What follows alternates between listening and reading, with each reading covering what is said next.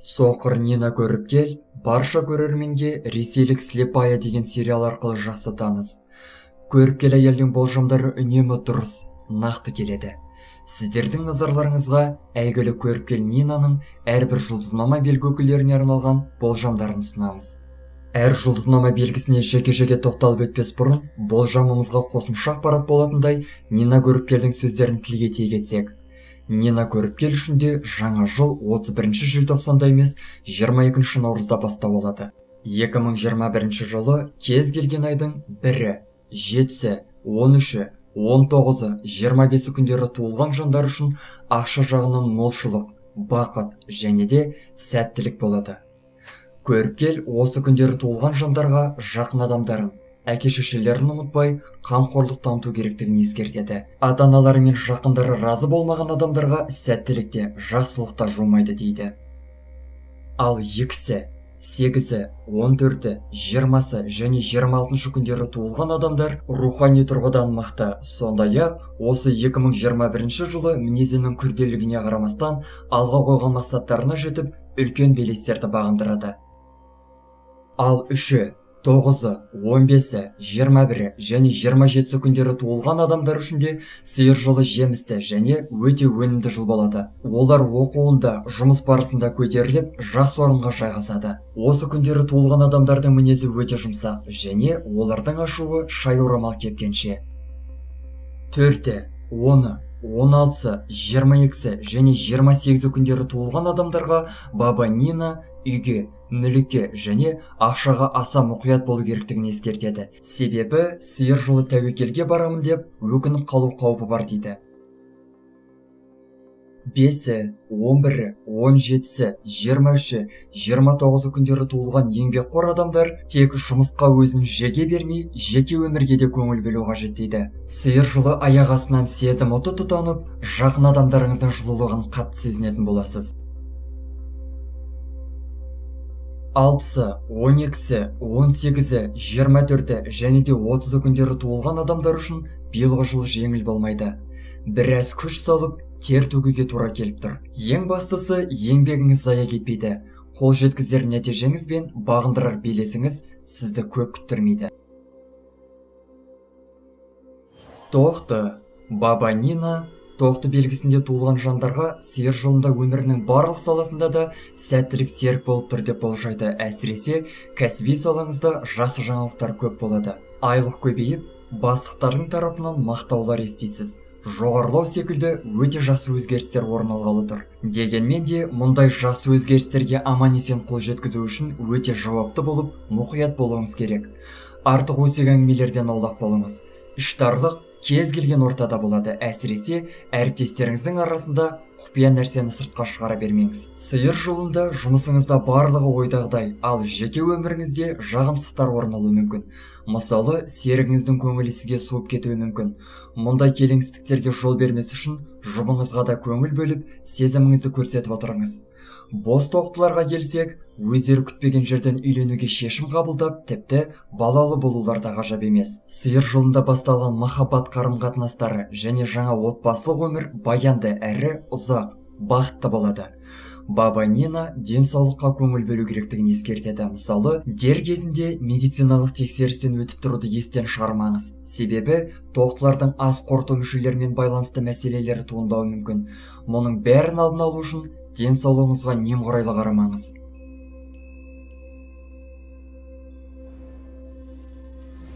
Торпақ.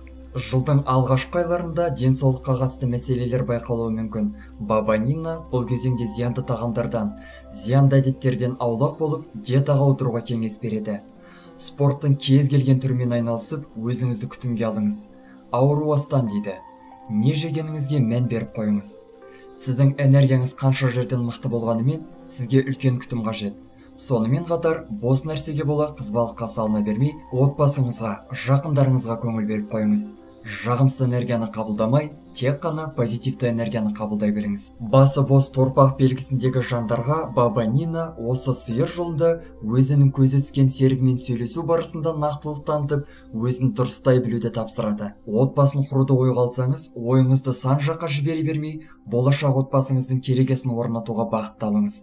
Жаз айларында торпақ белгісіндегі адамдардың қаржылық жағдайы тұрақтала түседі. Жұмысындағы жағдайлар жақсара түсіп, бизнесі барлардың да тасы өрге домалайды. Торпақ белгісіндегі жандарға жақын туыстары және ескі достары арасындағы өкпе ренішті ұмытып, байланысты қайта қалпына келтіруге кеңес береді. Біреуді өкпелеткен болсаңыз, кешірім сұраңыз. Сонда ішіңіздегі сізді артқа сүйреп тұрған кедергілер жойылып, сіз алға қарқынмен дамитын боласыз.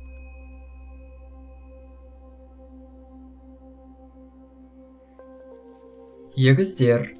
Баба Нинаның болжамынша, егіздер үшін сиыр жылы нәтижені саралап, қорытынды шығаратын жыл. Егіздер жасаған еңбектеріне орай марапаттарға ие болып, үміттері ақталады. Ал сиыр жылы бастаған жаңа шаруалары өнімді болып, болашақта да өз жемісін бере береді. Соқыр көріпкел Нина сонымен қатар егіздердің жеке қарым-қатынастарында өзгерістердің болатынын хабарлайды. Үйленбеген егіздер өздерінің екінші жартысын тауып, бақытты отбасылық өмірге қадам басады. Қаржы жағынан да сиыр жылы егіздерді қуантпақ. Мол ақшаның түсуі байқалады. Бұл орайда көлік немесе үй секілді құнды мүлікті сатып алуға мүмкіндік туады. Тек алаяқ адамдардың құрбанына айналмас үшін мұндай маңызды жерлерде өте сақтық таныту қажет. Ал отбасылы егіздердің отбасылық өмірінде тұрақтылық, жақсылық байқалады. Денсаулық жағына келсек, баба Нина егіздерге тыныс алу мүшелері мен аллергиясы бар адамдарға сақ болу керектігін хабарлайды. Шаян. Шығармашылыққа бір табан шаяндар өзгелерден үнемі ерекшеленіп тұрады. Олардың ойлау алгоритмі де өзгеше. Осының нәтижесінде өзгелермен жиі сөз таластарға түсіп қалып жатады. Баба Нина шығармашылық ойлау қабілеттерін барлық жерде қолдана білетін шаяндарды сиыр жылы үлкен жетістіктер күтіп тұр деп болжам жасады. Тышқан жылында жол болмаған кейбір шаяндардың сиыр жылында бағы жанып, жол ашылып, сәттілік серігіне айналады. Әсіресе өндірістік салаға қатысты мамандықта жүрген шаяндар біраз жетістіктерге жетеді. Бұл жолы серіктестер және әріптестер тарапынан ерекше қолдауларға ие боласыз. Баба Нина шаяндарға өздерін әбден қамшылап, аяғын жерге тигізбеу секілді қателіктерді жасамауға кеңес береді. Үзіліс пен демалыс денені тынықтыруға ғана емес, ойды да жаңарту үшін қажет. Егер сіз үзіліс пен демалысты елемейтін болсаңыз, өзіңізді құрдымға жіберіп алуыңыз мүмкін. Себебі сіз демалысы жұмыс жасайтын болсаңыз, ойланып үлгермейсіз. Энергияңызды жұмыс пен отбасыңызға, достарыңызға тең бөле біліңіз. Бұл сізді сәттілікке жетелейтін амал. Жаз айларында өзіңіздің шабытыңызды қайрай түсіп, жақсылап тынығып қайтуға болатын жерлерге барыңыз. Қала сыртындағы жер немесе ауылға барып қайту таптырмас идея. Шиеленісті немесе өте күрделі мәселелерді шешу қажет болса, жалғыз қалып, өзіңізді оқшаулаңыз. Сонда ғана ойыңызға не істеу керек деген дұрыс ойлар келеді. Денсаулық жағына келер болсақ, баба Нина шаяндарға өздерін шаршатпай, ақтер көктер болып жұмыс істемеу керектігін ескертеді. Иммундық жүйеңізді нығайтып, зиянды өнімдерді тұтынудан бас тартыңыз. Арыстан. Баба Нинаның пікірінше, сиыр жылында арыстандар барынша ішкі даусына, яғни интуициясына құлақ тұруды үйрену қажет. Себебі көптеген арыстандар өздерінің ішкі даусының қаншалықты мықты екенін білмейді. Егер сол ішкі дауыстың берер кеңестерін тыңдай білсеңіз, барлық мәселелеріңізді жылдам әрі оң нәтижемен шеше аласыз. Осы жылы өз туған күнінен кейін арыстан белгісіндегі ер азаматтарға үлкен мүмкіндік, орысша айтқанда үлкен шанс беріледі. Ал әйел арыстандардың махаббатта жолы болғалы тұр. Қаржы жағынан да үлкен мүмкіндіктер баршылық. Тек сол мүмкіндіктерді дер кезінде қолға түсіре білу қажет. Денсаулыққа келер болсақ, сиыр жылында арыстан белгісіндегі адамдарға барынша дене бітіміне көңіл бөлу қажет. Өзіңізді физикалық тұрғыдан дамыту арқылы рухани жаныңызды да шыңдай түсесіз. Жасым кіші немесе жасым келді деп бір орында отырмаңыз. Таза ауаға шығып, дене жаттығуларын жасаңыз. Не болмаса, жаяу жүріп қайтуды әдетке айналдырыңыз. Баба Нинаның болжамы бойынша арыстандардың денсаулық мәселелері туындамайды, тек қауіпті жерлерден аулақ болып, ішкілік деген секілді нәрселерге жоламау керек.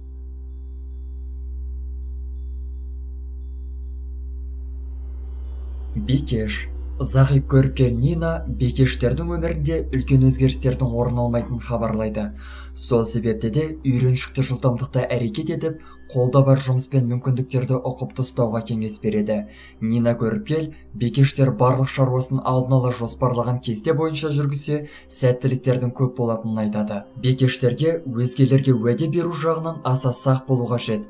Берген уәдені дер кезінде орындау қажет. Себебі бекештердің кіршіксіз абырой мен беделін болмашы кішігірім қателіктер ластауы мүмкін. Сиыр жолында отбасылық қарым-қатынастарды жақсартуға мүмкіндік болады. Осы жылдың жаз айы жеке өміріңізге өзгерістер енгізіп, өзіңізді нағыз бақытты жан сезінуге толық мүмкіндік береді. Ең бастысы, сүйікті адамыңыздың көңілін сүрмей, қадірін біліңіз. Көктем айларында денсаулығыңызда мәселелер туындап жатса, өтеді де кетеді демеңіз. Дереу емделіңіз. Ал асқынған ауруы бар белгі өкілдеріне өте сақ әрі денсаулығына жауапкершілікпен қарауға кеңес береміз.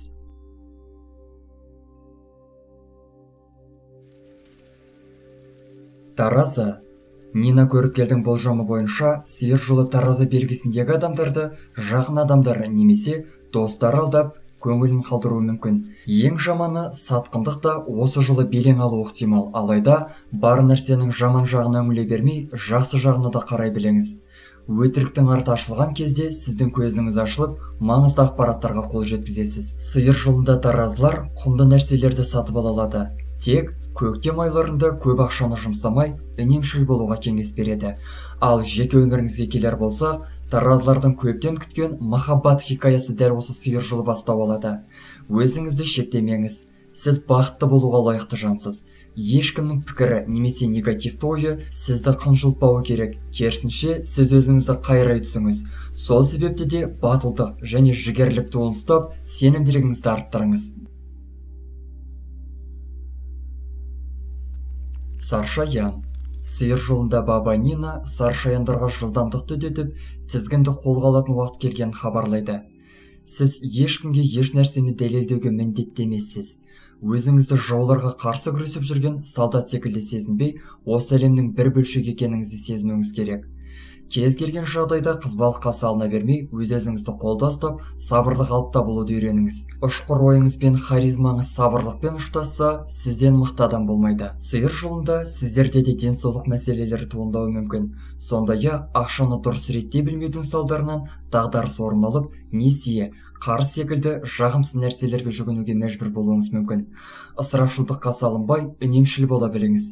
Баба Нина сонымен қатар саршаяндарға тіл көзден сақтану керектігін ескертеді. Барыңызды жұртқа көрсете бермеңіз. Көзмоншақ секілді тіл көзден сақтайтын нәрсені тағып жүрген дұрыс. Ең қызығы, басы бос саршаяндар дәл осы сиыр жолында нағыз махаббаттың дәмін татады. Мерген. Баба Нина мергендер көктем айларының өзінде бірталай сәттіліктерге жететінін хабарлайды. Дегенмен де жыл соңына дейін мергендер өздері жақсы білген адамдардың көз алдарында өзгеріп, бет пердесінің шешілгеніне куә болады. Өзіңізге опасыздық жасаған, адал емес, 200 адамдардың ортасынан аулақ болғаныңыз жөн. Күрделі мәселелер туындамайды. Кез келген қиындық жылдам шешімін тауып, жағдайлар лезде тұрақталады. Қомақты қаржыңыз болса, құны түспейтін, кез келген уақытта ақшаға айырбастауға болатын нәрселерді ғана сатып алған жөн. Ең жақсы амал ақшаңызды депозитте сақтау. Баба Нинаның кеңестеріне құлақ асқан мергендер жалпы сиыр жылын ойдағыдай өткізеді. Тауешкі. Көріпкел Нина өзінің нағыз махаббатын әлі де жолықтырмаған тауешкілер осы жылы күтпеген жерден екінші жарысын кезіктіретін хабарлайды. Ал сәттілік барлық тауешкілердің жыл соңына дейін серігі болмақ. Баба Нина егер тауешкілер бір нәрсе жоғалтып алса, немесе бір нәрседен айырылып қалса, уайымдамау керектігін айтып, көп ұзамай одан бірнеше есе құнды, одан бірнеше есе жақсы нәрсенің келетінін жеткізеді. Құнды дүниелерді сатып алуға да мүмкіндік бар. Мүмкіндік болып жатса, өзіңізге жақсы демалыс сыйлап, әрбір жетістігіңіз үшін өзіңізді еркелетіп отырыңыз. Су құйғыш. Көріпкел әже Нина су құйғыштар дәл осы жылы өздері қалаған барлық нәрсесін сатып ала алатын. Сонымен қатар, қаржы жағынан біраз жағдайдың жақсаратынын хабарлайды. Жұмыс пен бизнестегі жағдайлар тұрақты болып қалмақ. нені жей, егер сүйіктіңізбен қарым-қатынасыңызды жақсартып, одан әрі жақындай түскіңіз келсе, эгоистік көзқарастан аулақ болып, жақыныңызға өз жеке мәселелеріңіз туралы айтып, бірге шешуге әрекет етуге шақырады.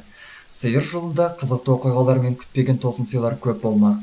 Шынайы болуға тырысыңыз. Сонда ғана орын алатын жағдайлар көңіліңізден шығып, жеке өміріңізде де, жұмысыңызда да бақытты боласыз. Балықтар. Нина Көріпкелдің болжамы бойынша, сиыр жолында балықтардың айы оңынан туғалы тұр. Бұл жолы көптеген саяхаттар, сонымен қатар көптеген кездесулер орын алады. Табанды балықтар дегеніне қол жеткізіп, аңсаған арманына барынша жақындай түседі. Денсаулығыңыз сыр берген жағдайда көз жұма қарамай, дереу әрекет етіңіз. Олай болмаған жағдайда денсаулығыңызға қимаған бір күніңіз бірнеше күнге ұласып кетуі мүмкін. Басы бос балықтарға отбасылық тренингтерге қатысып, біраз тәжірибе жинақтау қажет. Әбден жалғыздықта үйреніп қалған және де көңілді кештердің гүлі болған балықтарға байсалды өмір салтына үйрену үшін біраз тәжірибе жинақтау қажет. Ал отбасылы балықтардың жағдайы көңілден шығады деуге болады. Сәтті жағдайлардың арқасында біраз жағымды дүниелер орын алмақ. Несібеңіз артып, көңіл күйіңіз жақсы болады.